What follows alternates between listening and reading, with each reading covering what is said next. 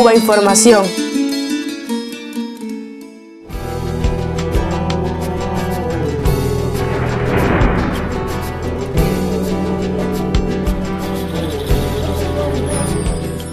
Hoy vamos a conversar con Enrique Ubieta Gómez, escritor, periodista cubano, un gran amigo de este equipo de Cuba Información. Es realmente difícil hacer una síntesis biográfica de Enrique Ubieta, decir que fue en su momento director del Centro de Estudios Martianos de La Habana, director de la Cinemateca de Cuba o también director de la revista mensual La Calle del Medio. Actualmente dirige la publicación Cuba Socialista. Y bueno, de la mano de organizaciones de solidaridad del Estado español, principalmente en una gira impulsada por la Asociación Valenciana de Amistad con Cuba José Martí, está presentando su último libro, que se titula Zona Roja, la experiencia cubana del ébola, que narra, bueno, pues su experiencia periodística, la cobertura periodística que hizo a los trabajos de solidaridad médica cubana en 3 países del África Occidental para combatir, para frenar precisamente la epidemia del ébola, en coordinación del gobierno cubano con la Organización Mundial de la Salud. Bueno, pues le damos la bienvenida a nuestro amigo Enrique. Muchas gracias. Hola. Un gusto estar otra vez contigo. Enrique, cuéntanos, preséntanos este libro tan interesante, el libro, la experiencia, la idea, el mensaje que da Cuba en torno al ébola y a la lucha solidaria contra el ébola. Bueno, hay un momento en el que el pueblo cubano sintió el orgullo de tener una tradición asumida por todo el mundo cuando el secretario general de las Naciones Unidas llama a 4 presidentes por teléfono directamente al presidente de los Estados Unidos, al presidente de Francia y al primer ministro de Gran Bretaña, 3 países que habían colonizado, que tenían, digamos, responsabilidades históricas con los países afectados por el ébola y que además tenían, obviamente, un desarrollo económico que les permitía una ayuda sostenible, y llama al presidente de Cuba como 4.º país.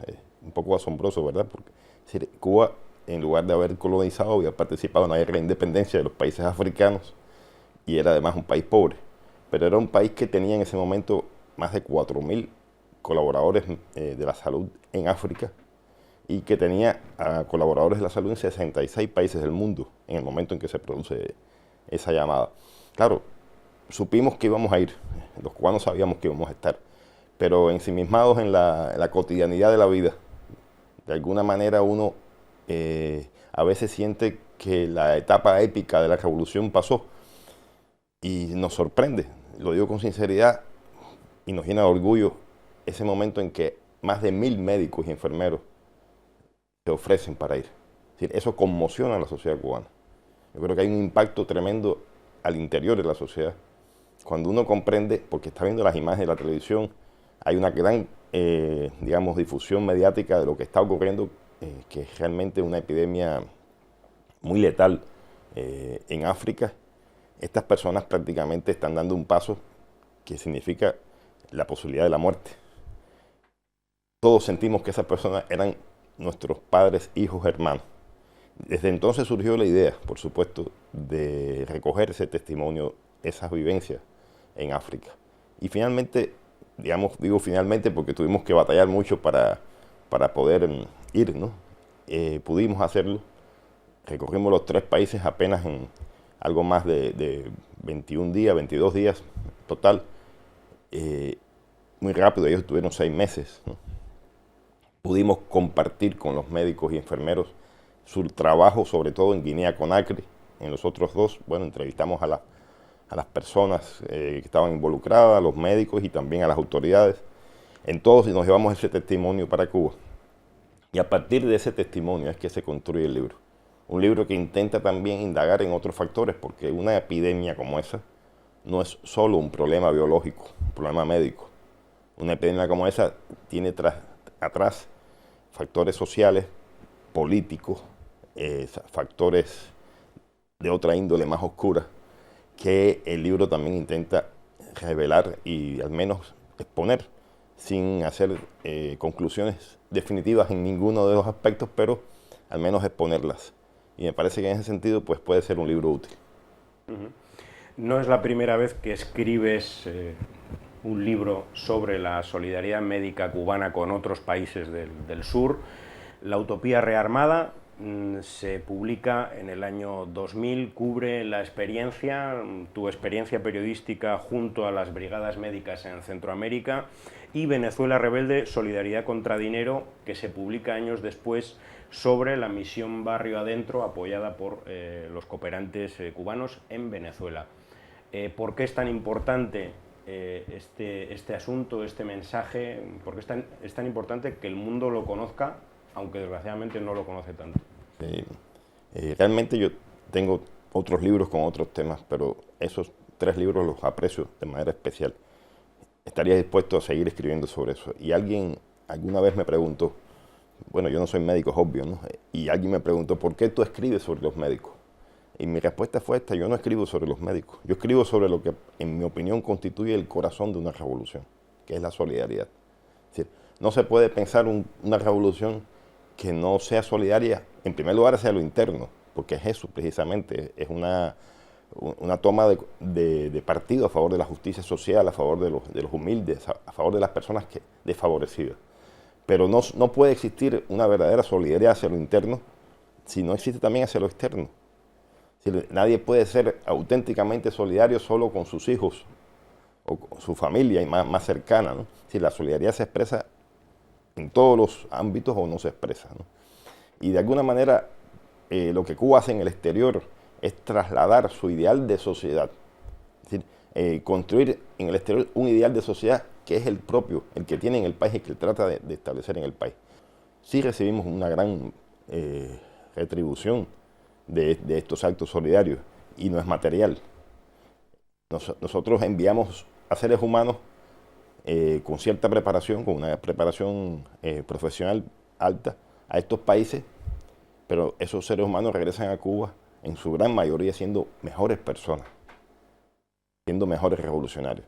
Es decir, un revolucionario no nace de una vez y para siempre. Es decir, un revolucionario tiene que nacer continuamente, una y otra vez, en su vida personal, ¿no? Y estas personas tienen la oportunidad de reciclarse como revolucionarios. Es decir, haciendo el bien, trabajando por la justicia de otros pueblos, curando, salvando vidas de manera, digamos, tan desinteresada. Estas personas se superan a sí mismos y vuelven a nacer como revolucionarios. Tú has apuntado que has escrito y escribes sobre muchos otros temas, no solamente sobre la solidaridad médica cubana con otros países. Una de las temáticas que abordas, por ejemplo, en recientes artículos tuyos es precisamente la batalla de ideas, la batalla ideológica, incluso lo que se puede llamar la guerra cultural. Todo esto además que está, bien decirlo, en este momento en que hay un acercamiento, al menos diplomático, entre los gobiernos de Cuba y Estados Unidos, un momento para algunas personas incluso de peligro político. Incluso tú escribes también sobre, bueno, pues el conflicto eterno entre el ser y el tener, ¿no? Que también penetra en la propia sociedad cubana, ¿no? Que no es una sociedad aislada del mundo. Quizá este conflicto y este debate es más actual hoy que nunca en la propia sociedad cubana. Siempre ha sido actual, ahora tiene una vigencia, digamos, perentoria. Lo que sucede es que el socialismo, que es un camino hacia otro lugar, no es un lugar de llegada, ¿no? El socialismo lo que intenta es construir, sobre todo, otra cultura. Es decir, es una contracultura, un camino de contracultura, que intenta formar relaciones sociales que conduzcan al individuo, a que el individuo alcance su felicidad o sus expectativas de felicidad estén centradas en el ser, no en el tener, ¿no?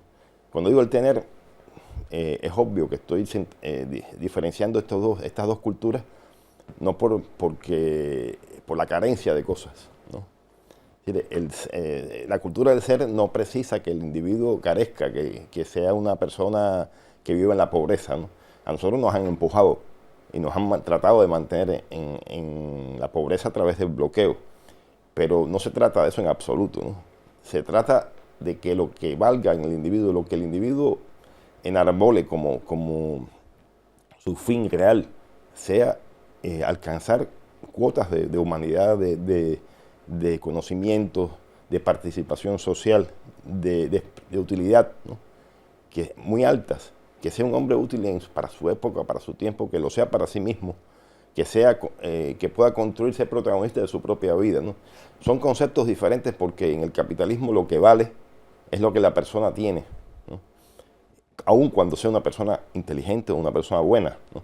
Pero lo que lo hace socialmente importante es lo que tiene y no lo que él es realmente. Esto es muy sutil, obviamente es sutil, y aquí a veces se produce el tema de cuál es lo primero, el huevo o la gallina, ¿no? Para construir una cultura del ser hace falta una base material. Es decir, no la puedes construir de la nada. Y es obvio, por eso también el interés que tiene nuestro país de tratar de construir esa base material, de sacarnos las amarras del bloqueo, ¿no? De establecer relaciones con todos para poder producir esa cultura. Ahora, el triunfo del socialismo no es material, es cultural, es esencialmente cultural. Y incluso la verdadera guerra no es política.